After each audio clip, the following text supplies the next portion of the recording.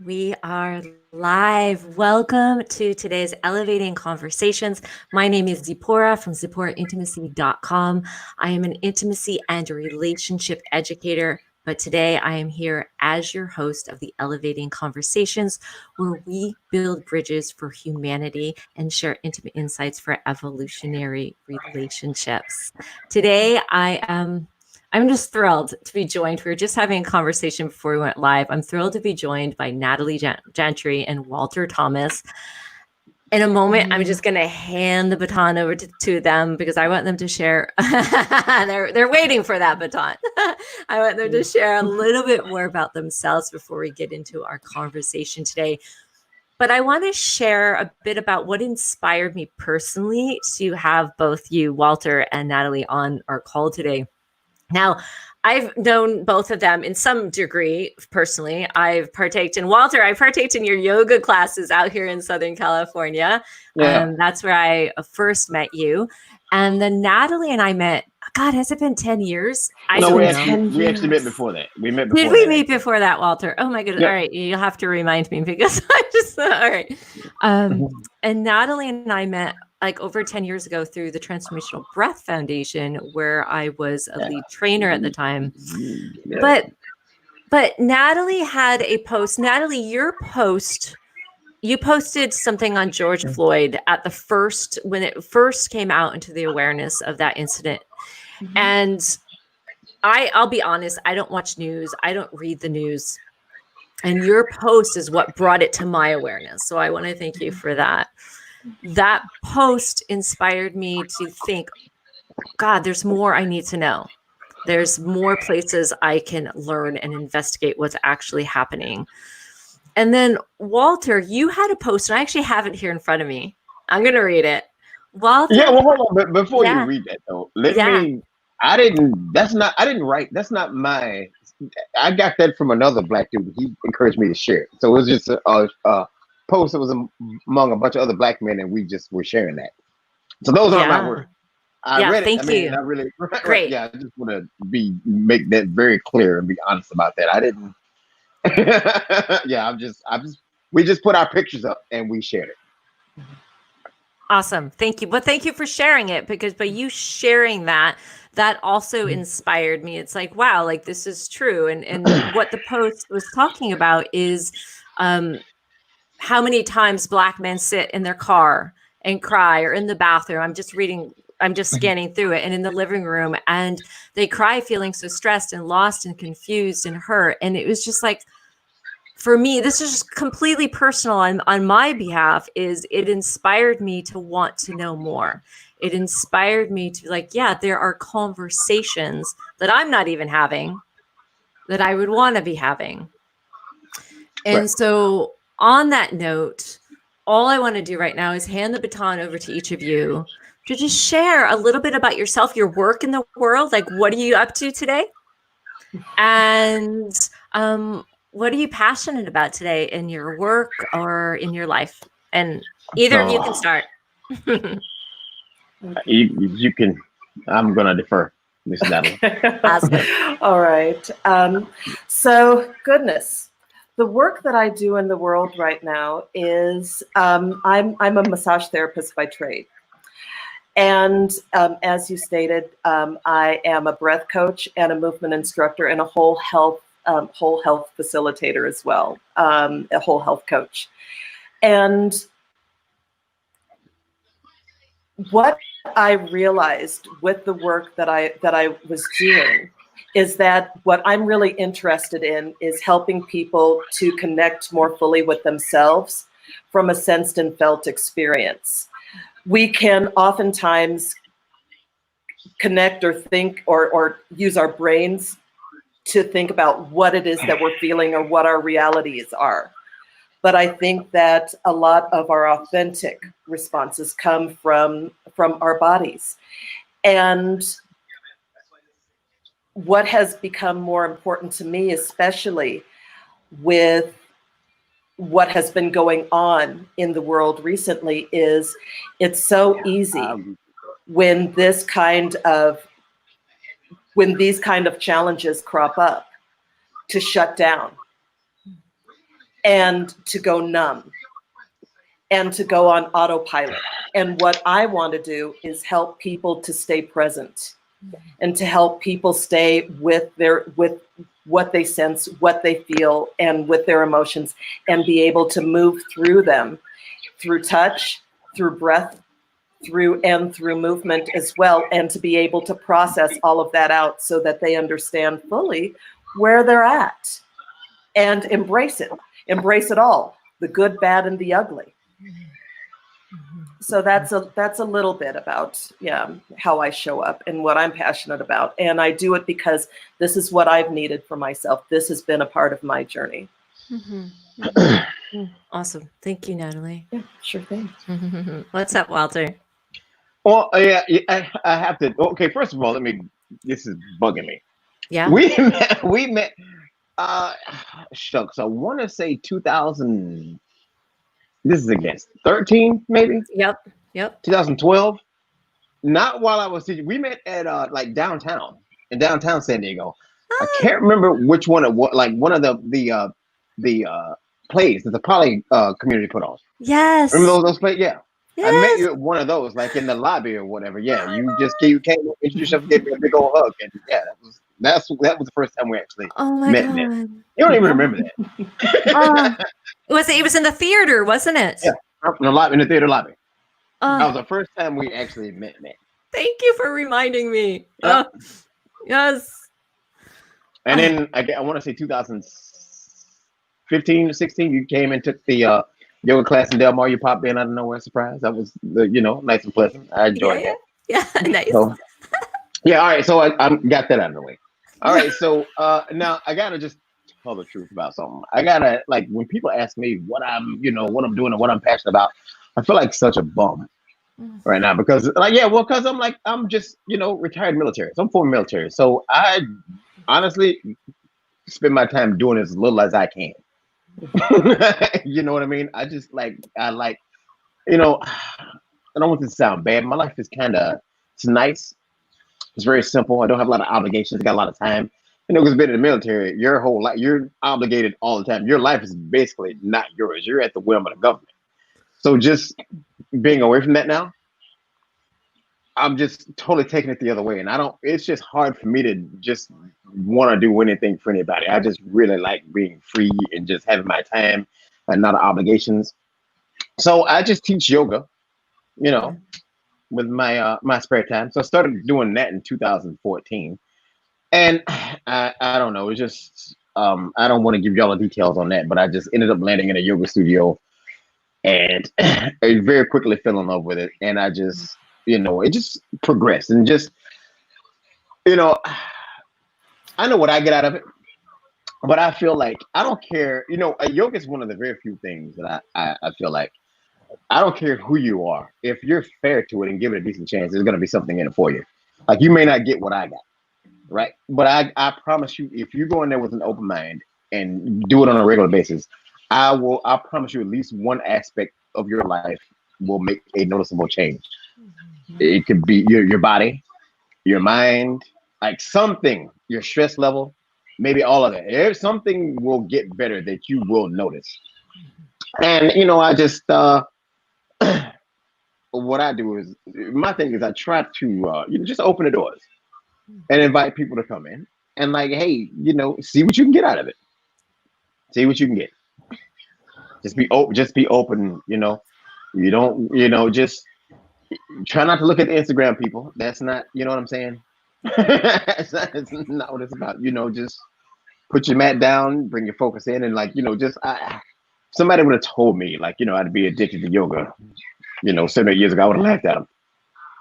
And it's just like some of the mantras are just, they hit you so hard, but they're so simple. You know what I mean? Like some stuff they can just, hearing somebody say something in yoga class sometimes can change your perspective on something. It can be life-changing. Like my second class, I heard a yoga teacher say something, and I was just like, I was laying in Shavasana and my eyes open. I'm like, huh.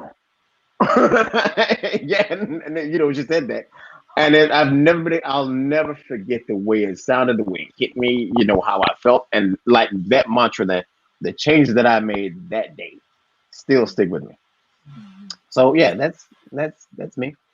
Awesome. Awesome. Thank you. Thanks for being here, both of you. Yeah. Yeah. Awesome. I want to open up to some of the challenges right now. And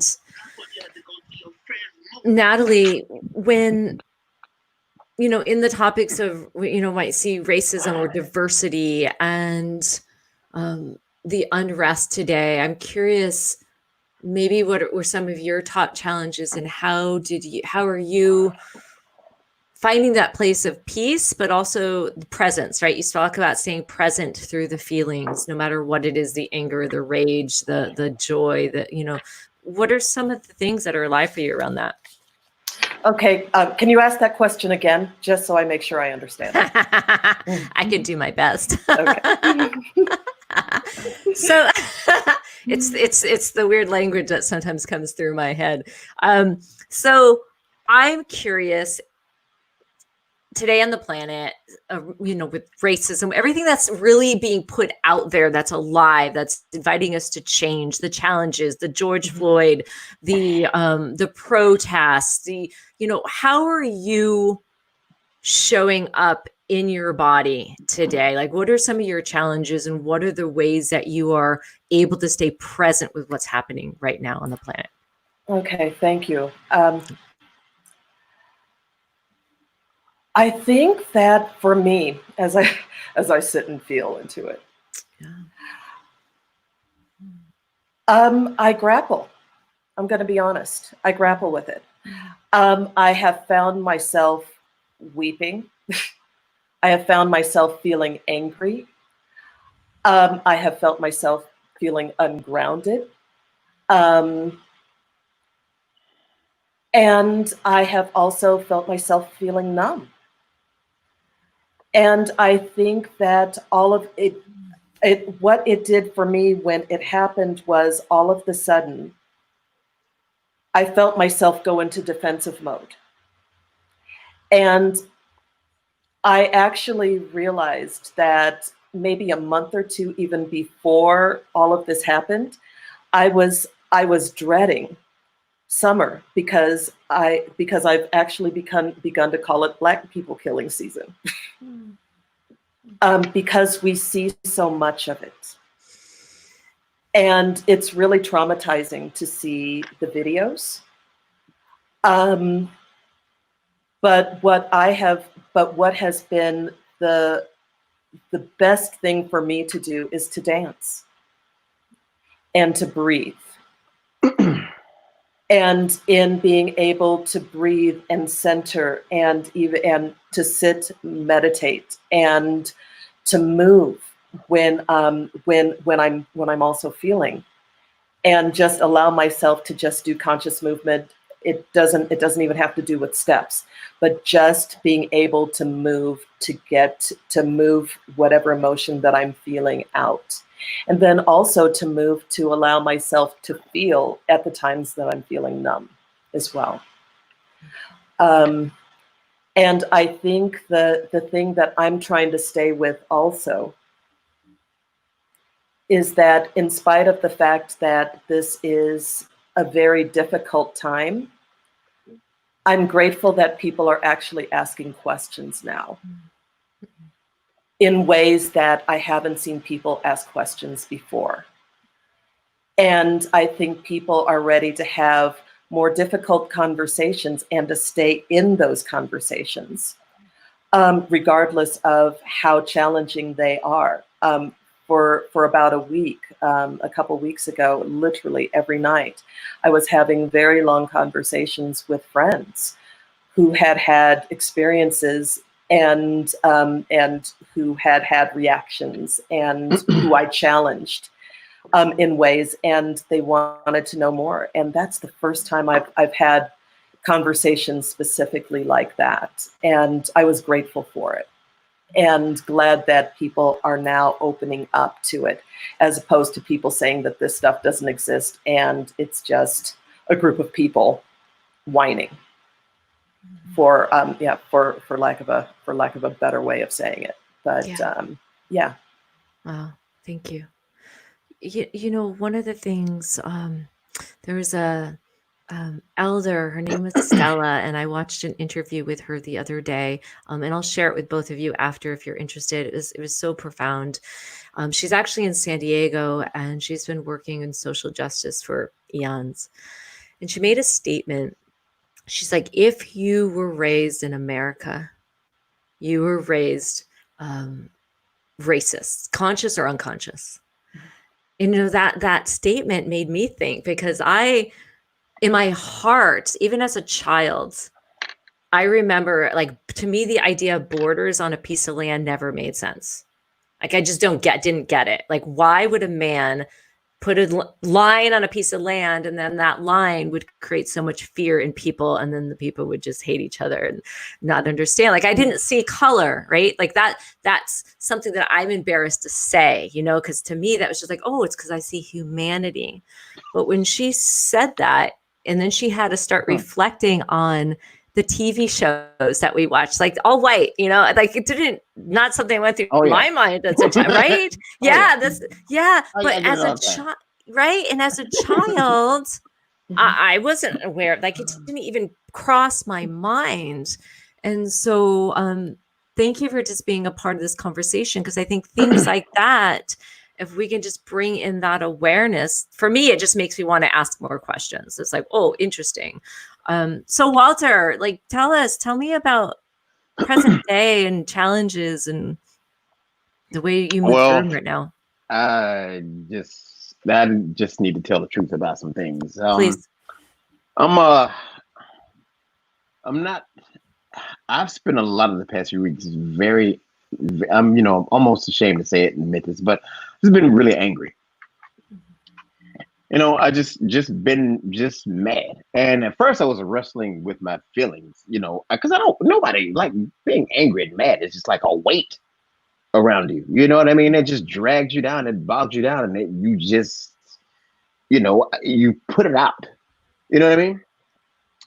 And I don't know. And I just, at one point, I just kind of you know, allowed myself to be angry. I'm like, hey, man, you're a human being, right? This is a human emotion. And with what's going on with this planet right now, that angry emotion is just, you know, okay. You get to process things just like, you know, in your own way. You know, just frustrated. Like, as far as like these, you know, I can't, like the George Floyd video, like I still haven't seen it. Like I can't watch any more black men dying. I just can't do it. I just don't want to see anymore. I just don't want to see it, because I just don't want that image in my head. That they're very haunting. You can't get rid of them, you know. But I know what happened, you know, and because I'm just you know, I'm just like I said, I spend a lot of time being angry. It's just like it's just tough. Like, you know, I spend a lot of time by myself, just being a black person in this country. I just feel like I live in a country, like, not maybe so much on the surface, but systematically it's rigged against me. I just feel like I'm living in a country that systematically hates me. The deck is stacked against me. It's like, just hates me. Yeah. And, you know, I just feel like I'm all the time trying to, you know, like what you were saying, Natalie, like, a lot of people, they just don't know, or they don't want to know. They don't have an ability, you know, there's no empathy. And it's very frustrating to try to even, like, now I still, like, my Facebook friends is getting shorter every day. Like, I still have people who, like, I just cut a girl loose today, and it really hurt my feelings, because it was like, racism is a myth. I'm like, are you kidding me? Like, where have you been? Like, I would love to live in your dimension. Right, where even right now, that you can still say that with everything happening in this country and in the world, that you can still say that. And, you know, and I just feel like, you know, she just was not, and I hate to be that way. I really hate to be that way. And I just, because I don't like losing friends. I just don't. I really like to repair. You know, if relationships can be mended or salvaged, I really would like to work in that direction. But, like, sometimes you just gotta as much as I hate to say it or use this term, I just felt like I had to cut her loose. Like, the way where she was coming from, her ideology, her politics. Right now, as a black man, I need allies. I need people in my corner. I need support. And it's very polarizing times that we're living in now. You know what I mean? So it's like it's almost like you go on one side or the other. It's like and I just felt like and again, this just really hurts me because she chose the other side. And I put the ball in her court. I'm like, if that's how you're gonna be, I'm gonna let you make the decision. But if this is the kind of stuff that you're gonna promote and believe and spread and share, I'm sorry, we can't be friends. I mean, we've had, we've got some very good memories, some stuff that I'll take me to my grave, but I can't. I gotta let go of you. Yeah. And like I say, she's not the only one. That's been happening for quite a bit over the past couple of weeks. I don't know if you've had that experience, Natalie, but just finding out, a lot about the way people think and how they view you. Just nowadays, I don't want to. I was like to repeat myself. I need people. I need allies. You know what I mean? We need people that are if you're gonna get past this or get through it or work towards something, that's what you're gonna need. You can't keep your head in the sand and racism is a myth and I don't, you're making this up or playing a victim card. I can't. I'm not now. Now is not the time for that. Yeah, and I think also and I hope I'm not interrupting you. No. I think the thing that we need to keep in mind is that a lot of these killings are being done on people who have committed minor infractions or haven't even done anything wrong. Right. And that's the thing that is so upsetting. Yeah. And then we're also expected to continue living our lives as if it's like, well, it's something that's happening out there when those people could be my brother, it could be my dad, it could be you, it could be me. Like I spend absolutely. so much time by myself. I'm in North Carolina. I'm riding my bike. I walk through the neighborhood like that. That could be me. Every time I see one of those, I'm like, that could be me. That's the kind of stuff I do. I jog through the neighborhood. I ride my bike, and it's watching somebody like that die like that. That's bad. That's bad enough. But after that, now a lot of people have to drag and disparage the victim. Like they try to make a criminal out of them. They do everything they can to justify killing this. They just try to dehumanize them, make it okay. And then the real icing on the cake is very rarely the process or what you need to do to get, if you get justice, it's ridiculous. Like in North Carolina, I feel like right now you can actually shoot a deer out of season. You'll get in more trouble for that than you would killing me. And that's just the reality. It's insulting, it's infuriating, it's scary. Because I worry about myself. Like I have, family members that I worry about. Like I have a nephew. Like I'm scared to death of him. Like he's 21 years old, and he's got a little growing up to do. But I don't want him learning any kind of hard lessons. You know what I mean? Especially with what's going. I'm just afraid for him. Yeah. I mean, and other black men. It's just like it sucks. Very scary. Very stressful. Mm. Very stressful. Wow. I don't know, man. We have we have a lot of work to do. Yeah. Mm. A lot of work. Wow. I just thank you. I weepy. Like I just want to say I'm sorry. And well, I really do appreciate that. And then what's funny because you said I don't really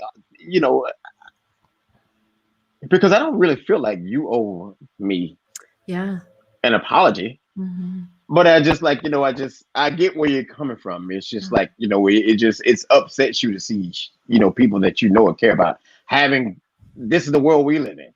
Yeah. Right. Yeah. I get it. Thank you. Everything you're saying, it's like to me it's like humanity. It's like what has happened to humanity, and I feel that. And can I say, I don't think it's anything, I don't think it's what has happened to humanity. It's that you're now seeing it. Mm-hmm. It's now being shown to you in a way that you can really process it now, because I've seen this. This has been a part of my reality and the reality of my ancestors. Exactly right. For forever. But because of the laws and because of how we process things, and it's now becoming,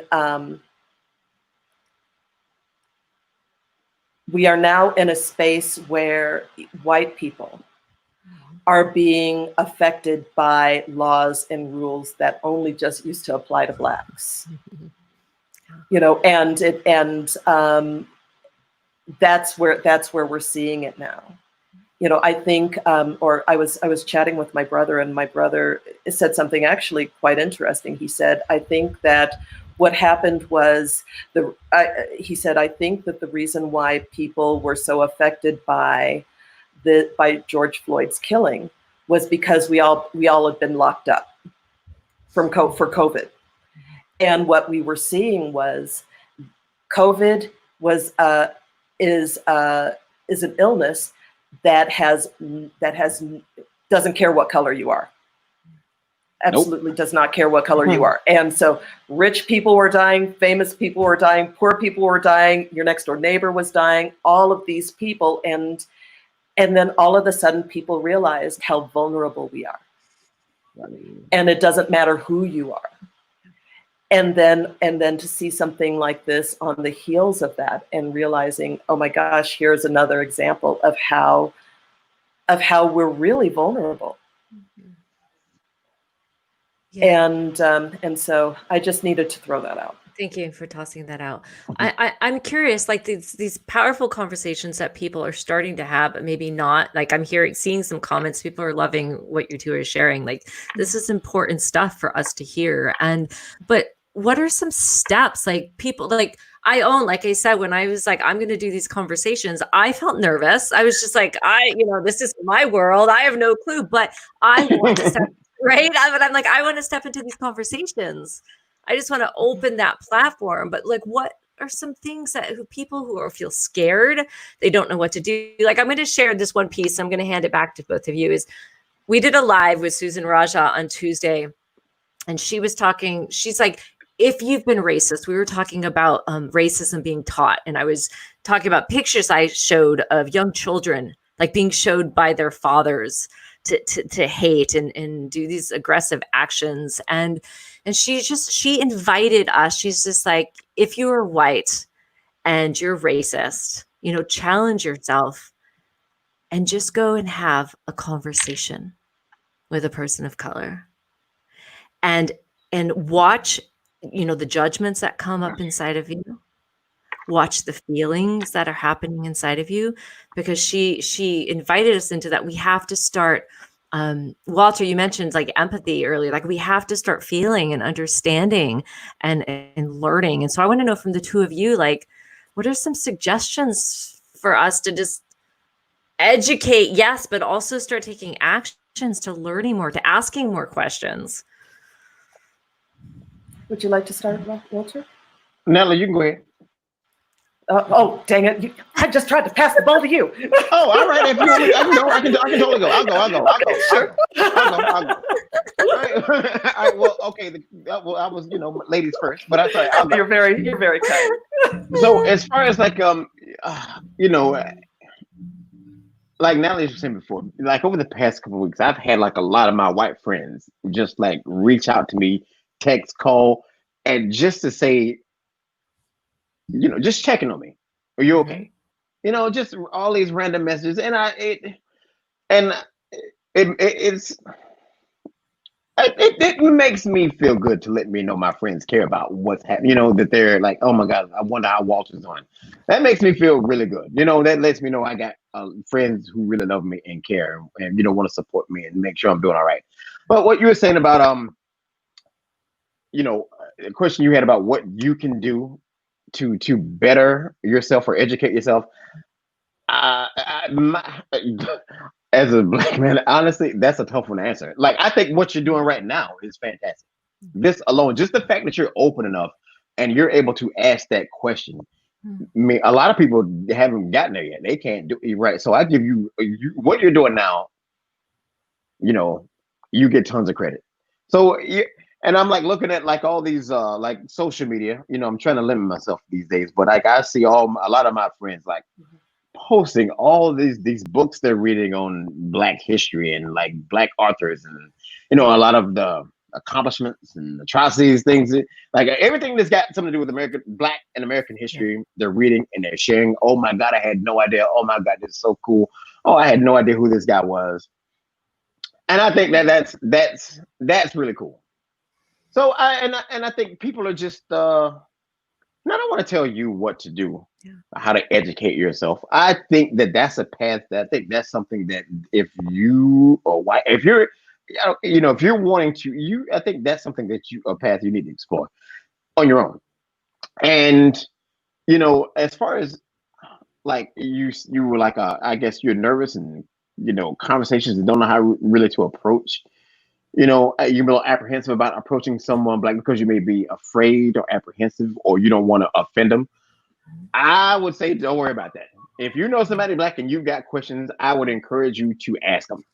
Just tap them on the shoulder and be like, hey man, look, I really don't, just throw your disclaimer out there.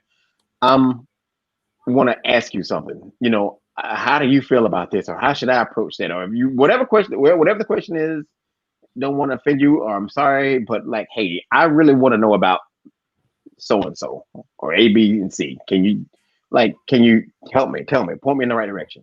What have you got? What do I need to know about that? I don't think any of your Black friends are going to give you a hard time. Be offended on any question you have that's, you know, concerns us, or our situation, what we may be going through, or our history, anything. I think you will be okay. I can't imagine somebody approach me and wanting to genuinely educate themselves, and me being offended. I don't see that. Yeah. So you ask whatever you want to whoever you want. I think you're fair. You're safe. Yeah. Awesome. Yeah. And yeah, I agree with Walter. I think it's important. I think there's a part of me that is beyond ready to step out of the role of being somebody's educator. Oh my God. You know, and yeah, because and the reason why I say that is, you know, I so don't mind people asking me questions because I do think it's important to ask. But I also think, you know, there is a book, I forget the book. It was like everything I needed to know about life I learned in kindergarten. And you know what? I think it's true. You know, I think be nice to people. Don't be a douche. You know, don't be a jerk to people. And I think the thing is, I think what we have learned, I think we were raised unknowingly, all of us, that a certain look was good, another certain look was bad. I think I would also encourage people to check themselves and check how they respond when they are in different groups of people, or when you're even walking down the street. I know many Black men who say every time they are walking down the street, all of a sudden a white woman will cross the street and will cross the street and clutch their purse and everything like that because they don't feel safe. And okay, is it because that person's threatening, or is that because you're threatened?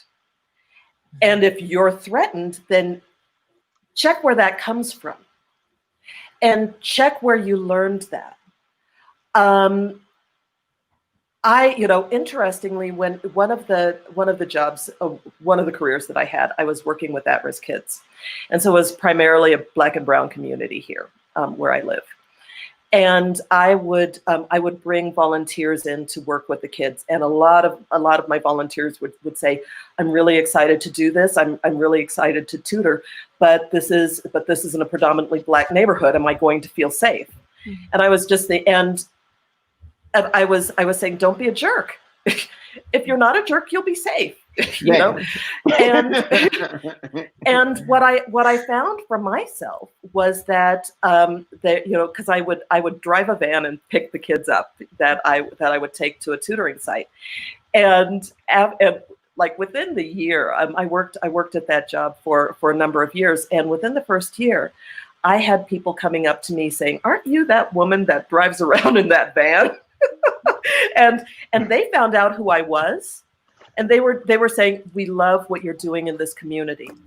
We love that you are here to support us. If you ever have any problems, you come get us.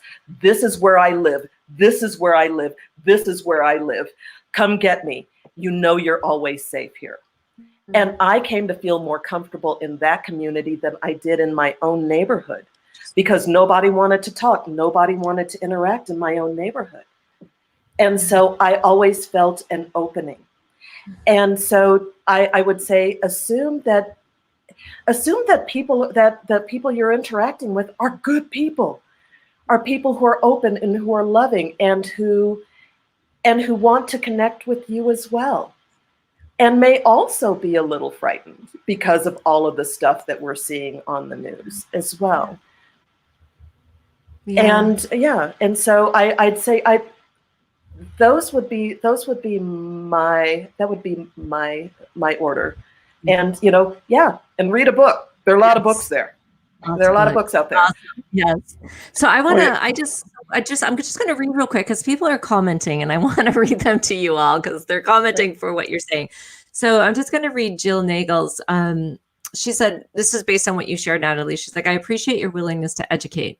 At the same time, I have heard from many Black people that they do not want to do the work of educating white people, that they are exhausted. So I am trying to catch up on the many books, videos, and articles that are already available." So I just wanted to share that for both of you. There's a lot of them. There is a lot of them. And I just want to shout out, like, this is a new one I just got. I haven't opened yet. I'm really excited. It's called Love and Rage and the Path of Liberation Through Anger from Lama Rod Owens. Okay. And it's and he's social activist, and it's on actually being able to feel your anger and use it to create spiritual liberation and social change. So there's lots of ways. Yes, I'll share can it you later. post that? I will post it. Walter, you were going to say something. No, well, I just was about to say, there's depending on what kind of education or information you want. Like, do you want the history stuff? You want the social stuff? Do you want? I'm not sure how to categorize. What was that book you just said? I'm not sure how to categorize that one. Yeah, Love and Rage: The Path of Liberation Through Anger. It's by Lama Rod Owens, and he. Right now, how would you categorize that book? What would you put that under? Let's see. I'm going to put my glasses on because I'm just going to read the back of the book because they've already categorized it. Yeah, like, because my question is, like, a lot of people want to know about history. They want to know about slavery and some, what are some things that Blacks did to, our contribution to this country. They want to know. They want that route, or they're different. I'm a history dude, so I like the history stuff. You know what I mean? I like learning about answers and what contributions and stuff we made. You know what I mean? Blacks. So that that's kind of what I like to do. And when people ask me, I got some information that I hit them, like I had to do a research paper on well, not a research paper, more like a report on civil rights. I had a book I had to read, and that book was probably one of the most eye-opening things. And then my mom, I'm from the South. I grew up in North Carolina, so and I'm like my mom. That's my mom's era. And I'm telling her and my older sister about this book, and it was just like the stuff that they got, talking about, like my mom and dad got, they got stories and information and perspectives that will blow your mind. I'm like, wait a minute, what? And she was like, and I'm telling her about this book and what I'm learning and what I'm reading. She's like, oh, that's true. You're like, yeah, but did you also understand who these people are? Like, look at this and look at that and look at that. And then she's talking about how she felt asking me questions about how I feel. And I'm like, and I just, after I learned a lot reading the book, but talking to my mom and like she's sharing her perspective and giving me other perspectives and, forcing me to think and how, ask myself how I would feel. My mom is she's a trip. Yeah, when it comes to like, because like I said, that's when she grew up. Like she saw that she was in the whole, the segregation, civil rights. Granddad was a soldier in World War One, segregated in the military. Like, she's got like all kinds of information, perspectives. She taught school for 25 years. And you ask, like when you hit her with stuff, and then she tells you what was really up. Oh man, like you talk to an old I hate to say that word. Somebody who grew up in the civil rights. If you find a black person, especially from the South. Like I said, I'm from North Carolina, and my dad, he taught school in Georgia, and it's in the North Carolina, and like some of the stuff that he has to say, and like, some of the experiences, as far as racism and being black and growing up during that era, and like it's pretty, it's crazy. Yeah. Can I piggyback on what you said, on what Walter just said too? And this is in answer to Julie. You said Julie, right? Jill. Okay. Yeah. And what I would say is that I think that a lot of the exhaustion from Blacks has to do with the fact that a lot of times, rather than putting in the work, it's just, well, here, let me ask my Black friend something. And I remember I had a conversation. This was many years ago with somebody, and I was talking about how I had been really frustrated in college because most, if not all, of the things that I had ever read were written by whites and written about white culture.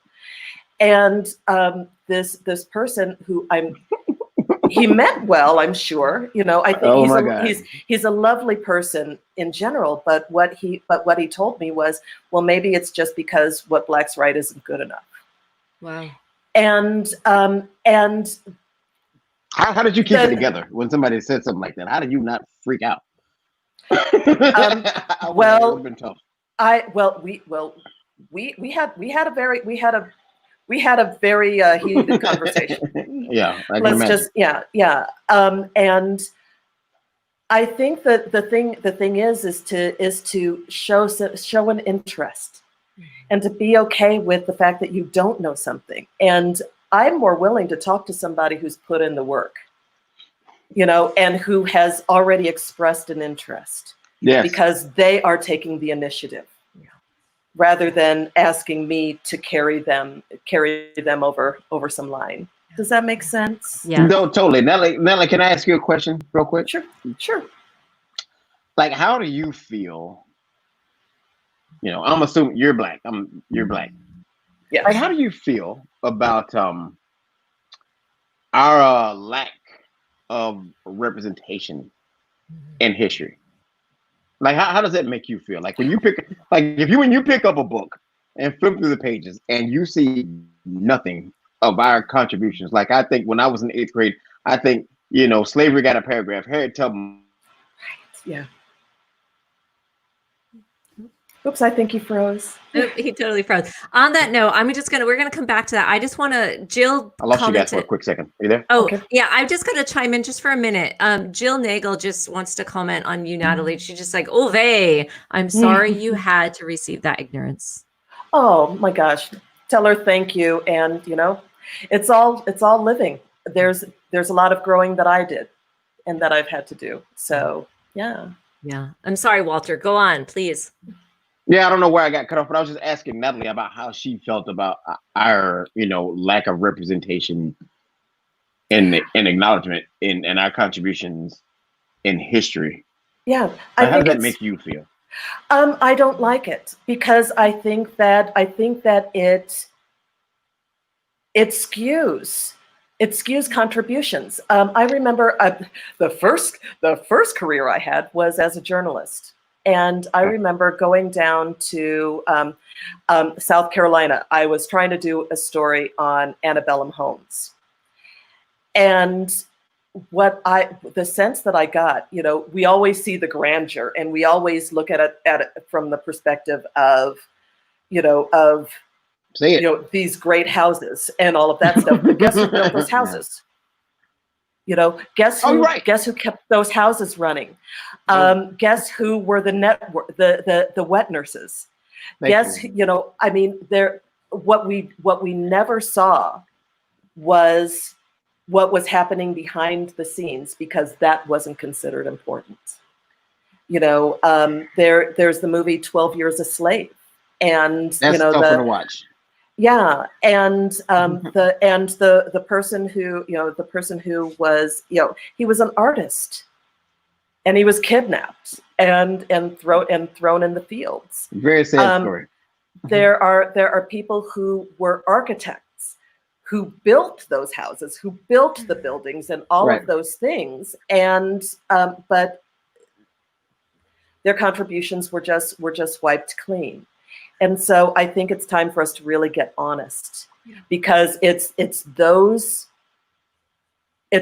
omissions that keep us in this loop of Black people don't have anything to contribute. Thank you. And the thing is, what I want to say is, like, it ain't just, and we don't even know about this. Like, everything I learned about, about Black history. I hate that. I don't even like that term. Like, everything I learned about what Blacks contribute to this country, I had to go out of my way to learn on my own. Like, in school, Black history is an elective. Why is Black history an elective, but everything else is a major? You know what I mean? And it's like, I don't know if you guys, the Black History Museum in Washington, D.C. Have you guys ever been to that? I have not. Yeah, I need to get to Washington, D.C. first. Isn't that like the most phenomenal building? Isn't that the most phenomenal museum you've ever, the stuff that's in this place? It is it's unbelievable. And you know what?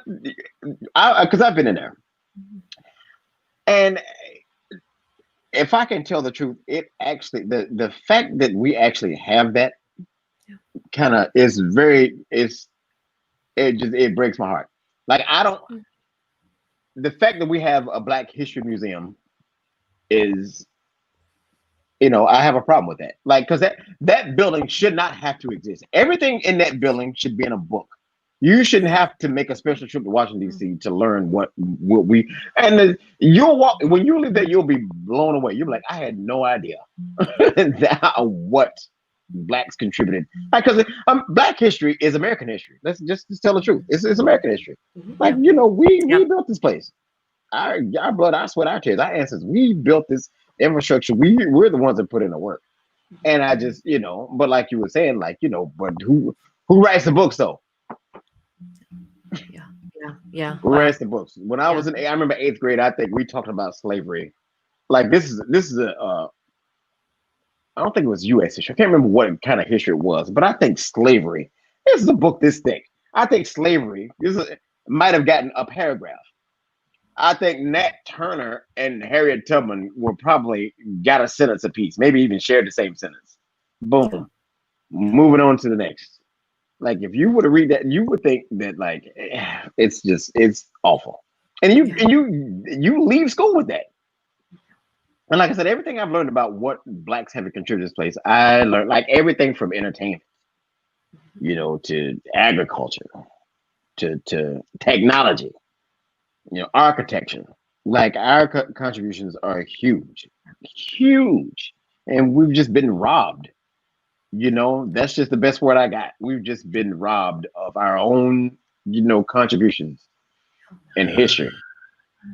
I'm sorry, but I guess if I was writing a history book, if it didn't glorify me, I don't think I'd put it in there, or I would twist it around and make it, dress up to make it look like I did everything. And that's what you got. Sad, very sad, very sad.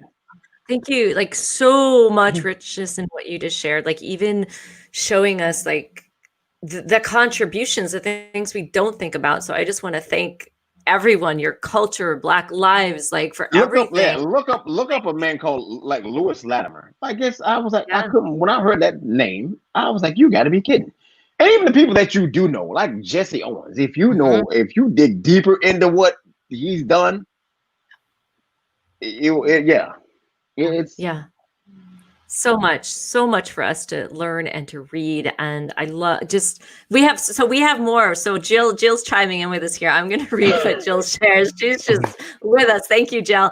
So out of what you just shared, a more inclusive history would require the US of A to own its role as the architect of a nation based on white supremacy, from manifest destiny to slavery. So thank you, Jill, for chiming in. Good luck. I mean, good luck at getting you the government to admit that one.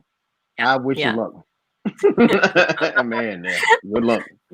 So, guys, this conversation I know can go on for hours. You guys are offering just so much amazing information, value, realness, and I so appreciate it. I know the viewers are loving it. What are some closing pieces you want to offer? Just because of time, we're going to prepare to close. Any closing offerings today? I know. All right, Natalie, this time is yours. Oh dear. Closing, and are you talking closing offerings as in words of advice or anything that comes from your heart right now or your body, anything you want to close the call with today? Yep. What I would say, what's coming up for me right now is that this is a really difficult time, but stick with it.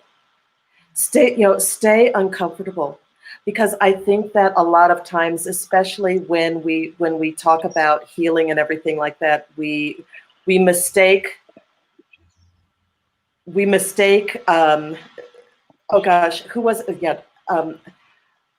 I heard, do you want peace or do you want quiet? Does that make sense? Yeah, it does. Absolutely. Yeah. And I think that part of what's going to take us to this level where we can find complete joy and complete inclusivity is if we do the hard work and allow ourselves to be uncomfortable. If we allow ourselves to see the good that we do, the bad that we do, the ugly that we do, and recognize that we've got to sort through all of that within ourselves, and then also, recognize it and accept it in other people. That's the only way that we're going to be able to make this shift. Yeah. And I believe in light. I believe in harmony and everything like that. But sometimes you got to get dirty, and sometimes you just got to burn that shit down. You know what I mean? Yeah. Yes, indeed. Hey, Natalie, do you have some place that people can find you at? Do you want that? Do you want that? Do you have a website or anything I can share with people? Oh gosh, yeah. Well, NatalieGentry.com is my website. Say that one more time. NatalieGentry.com is my website. And so if folks want to reach out, they can reach me there. Put it in the comments. Thank you for that. Thank you for inviting us to feel uncomfortable. Yes. Yes. Walter. Yeah, I don't know what kind of closing arguments I can give for. Look, man, just if you see, I want you to recognize and understand Black people, and just a little empathy will just try to imagine what it's like being us living in this system every day. And it's like, if I don't get to shut off, like when I shut off this computer, I put my phone down or I turn off the news, I'm still Black. Like I don't get to shut it off. Like I'm having to deal with this every day. And I just would like for people to just understand that being a Black man, I got a different set of rules. I live in a different world. And just try to understand where I'm coming from and maybe what I'm feeling and what I'm going through. It'll make a big difference in change. Yeah. Awesome. It'll make a big difference. Thank you. Awesome. Thank you. Do you want people to reach you or not? Or do you have anything you want to share? Yeah, you can. Well, I mean, I do have an Instagram page and a Facebook page, but they're very bland and very dry, and not a whole lot happening. my Instagram is Walter P. Thomas Jr.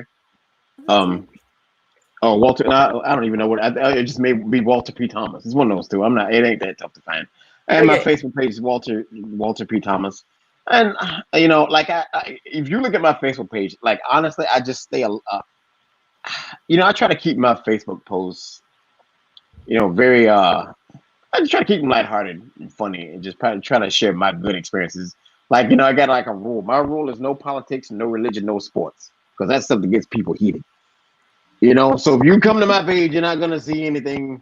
I don't want to debate. I don't want discussions. Hey, okay, well, that was pretty funny. All right, that was pretty cool. Oh man, that's nice. I like that kind of stuff. So, and that's even today. That's kind of how I like to keep it. I don't know how to. Right now, I don't know. Sometimes I feel like maybe I should. Have more of a voice when it comes to what we're dealing with this country. But I don't know. I for some reason I never actually take that route. It's always we got enough news. We got enough I watch where I get my news from. I don't try to watch too much. Because if you watch too much news, it'll drive me crazy. Because everybody's got a bias and it's just so I try to stay informed, but but educated, but not too much. So yeah, sorry to go off like that, but yeah, my Facebook page it's just gonna be me. Awesome. it's gonna be me. we love you, Walter. This is gonna be me. Yes. Walter, Jill just chimed in, and so I just want to say, she says, I hear you, Walter. You do not get to turn off being Black. And so she's just giving the acknowledgement there. Yeah. And she also thanks both of you. She said, thank you, Miss Gentry and Mr. Well, we thank Jill for hanging out with us. Yeah. Thank you, Jill. Seriously. Thank you, Jill, for joining. And thank you, Jill, for commenting. I'll own that. Usually I have a VA that's commenting everything we're talking about, and they weren't able to show up today. So Jill's like just typing away. So awesome, Jill. She felt that one. So I just want to close with a couple of things. One, I want to add for everyone to add on to the uncomfortable is to remember that we have to feel everything in order to feel anything. And I was once shared by one of my spiritual teachers that when we step through our biggest fears, there's a miracle on the other side of that. And for me, that has never failed me. That has always been a truth. And that's why I continue to step through those fears. So I invite our viewers to step into those uncomfortable places, to step into those feelings and feel everything, the rage, the anger, the frustration, the grief, the curiosity right now, whatever's coming through you, and have these conversations. And if and for those of you who were inspired by this conversation, take the link after we're done here and share it with your friends on your Facebook pages as well. And God, to both of you, just allow yourself to have feelings, man. I'm still wrestling. Just allow yourself to. We all process and receive and do things differently. So just just give yourself a break. Yeah, it's okay to be mad. It's okay to be angry. It's okay to hurt and cry. It's okay. It's okay. Those are human emotions. You're a human being. That's it's part of the deal. It's okay. Yes, I'm going to just read what Jill's saying. I want to honor her. She has more. She's so. I love you, Jill. You got to check out Jill Nagel when we're done with this. So I'm just going to close by reading what she's saying. So she says, so nice to meet you both. Whites interested in dismantling white supremacy. Join us here. So she links. Thank you, Jill, for linking that in. When we step through our biggest fears, there's a miracle on the other side. Thank you, Jill. We love you. And just so much love to both of you, really. It was just such a joy, and I'm so grateful that you joined me here today. Well, appreciate you having us. Thank you for the invite. I had no idea what to expect again. I really had no idea. I was like, what is she going to ask me? I was like, maybe I should learn this before I go. Maybe I should read that or watch this. I'm like, chill out. You'll be fine. Chill out. It was awesome. And we want to thank our viewers. Thank you for tuning in today. Thank you so much. Thank you, guys.